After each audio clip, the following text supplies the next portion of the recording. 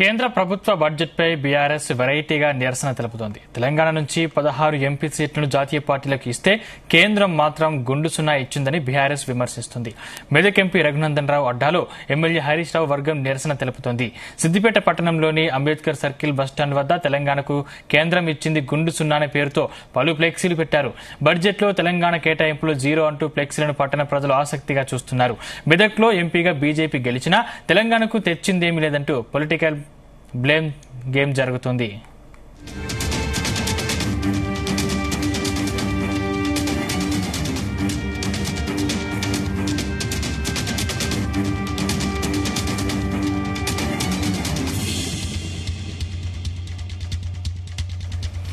కేంద్ర ప్రభుత్వ బడ్జెట్పై బీఆర్ఎస్ వెరైటీగా నిరసన తెలుపుతోంది. తెలంగాణ నుంచి 16 ఎంపీ సీట్లను జాతీయ పార్టీలకు ఇస్తే కేంద్రం మాత్రం గుండు సున్నా ఇచ్చిందని బీఆర్ఎస్ విమర్శిస్తోంది.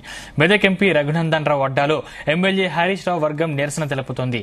సిద్దిపేట పట్టణంలోని అంబేద్కర్ సర్కిల్ బస్టాండ్ వద్ద తెలంగాణకు కేంద్రం ఇచ్చింది గుండు సున్నా అనే పేరుతో పలు ఫ్లెక్సీలు పెట్టారు.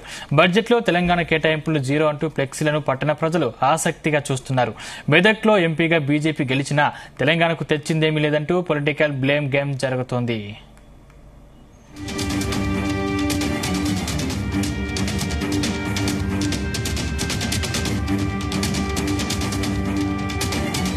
ఈ అంశానికి సంబంధించిన మరిన్ని పూర్తి అప్డేట్స్ మా ప్రతినిధి నాగేష్ అందిస్తారు. నాగేష్, సందీప్, కేంద్ర బడ్జెట్ పైన విమర్శలు రోజు రోజుకు పెరుగుతున్నాయని చెప్పుకోవచ్చు. నిన్న కేంద్ర బడ్జెట్ లో తెలంగాణకు ఎలాంటి నిధులు కేటాయించలేదని చెప్పి రాష్ట్ర వ్యాప్తంగా ఆందోళనలు తర్వాత విమర్శలు కొనసాగుతున్న నేపథ్యంలో మెదక్ విషయంలో ఒక ఆసక్తికరమైన విషయం అయితే మనం చూసుకోవచ్చు. సిద్దిపేట బస్టాండ్ సర్కిల్లో వెలిసిన ఒక ఫ్లెక్సీ ఆసక్తిని కలిగిస్తుంది.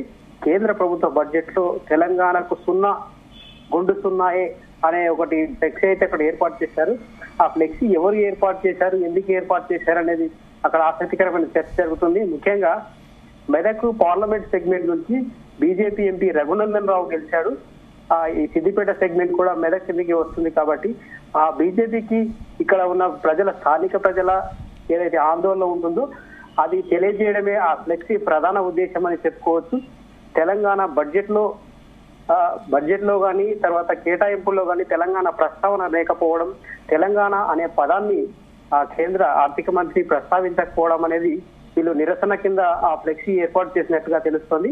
ముఖ్యంగా సిద్దిపేట సెగ్మెంట్ చూసుకుంటే మాజీ మంత్రి హరీష్ రావు ఎమ్మెల్యేగా ఉన్నారు అక్కడ. ఆయన ఈ నిరసన కార్యక్రమానికి ఆయన కొంత వాళ్ళకు ప్రోత్సహించినట్లుగా మనకు తెలుస్తోంది.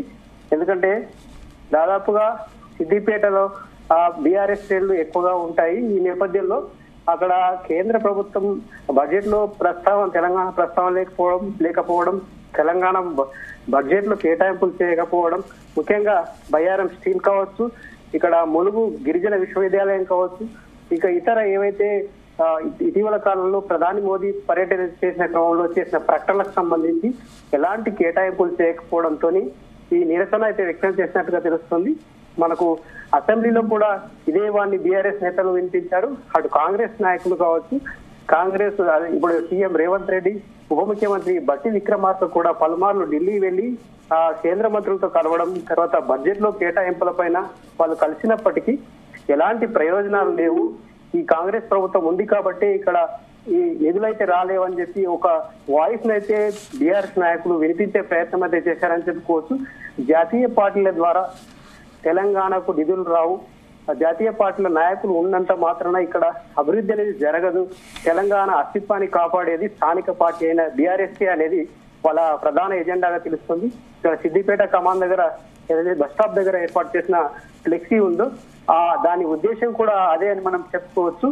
ముఖ్యంగా కేంద్ర ప్రభుత్వ నిధులతో ఏవైతే ఆ రాష్ట్రాభివృద్ధి కార్యక్రమాలు సాగుతాయి.